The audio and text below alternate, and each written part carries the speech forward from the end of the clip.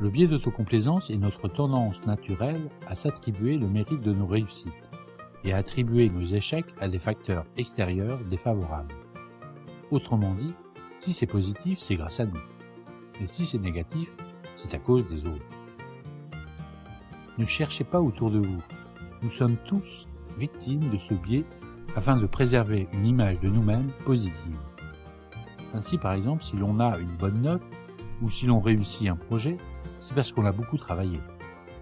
Au contraire, si l'on a eu une mauvaise note lors d'un oral, c'est parce que l'on a mal digéré un repas trop gras ou que le professeur était une véritable peau de vache.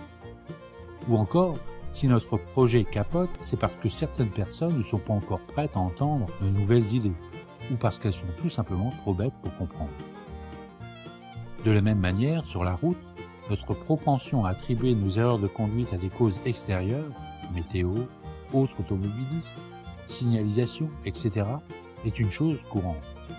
Cela peut être effectivement le cas, mais si l'on a souvent recours à ce genre d'argument, cela peut également signifier que l'on est victime du biais de complaisance, ce qui nous empêche de remédier à nos erreurs de comportement sur la route.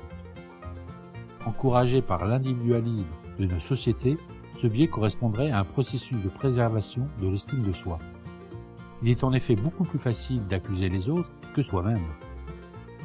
Même s'il est important de sauvegarder une certaine image de soi, positive, ce biais peut s'avérer catastrophique lors de la prise de décision si les échecs sont dus à nos propres actions et pas à des facteurs externes, manque de travail, mauvais comportement, impolitesse, vanité, orgueil, etc. Comme tout biais cognitif, le biais d'autocomplaisance évolue au niveau subconscient et il est donc très difficile à reconnaître pour une personne ou un groupe de personnes n'étant pas habitués à évaluer ces raisonnements. Faire une petite liste par écrit des effets négatifs qui affectent notre vie, en notant les causes internes et externes, peut s'avérer être une bonne méthode pour se rendre compte que l'on a souvent recours aux mêmes explications pour expliquer des faits négatifs identiques. Une saine autocritique est souvent salutaire et nous aide à repartir sur de bonnes bases.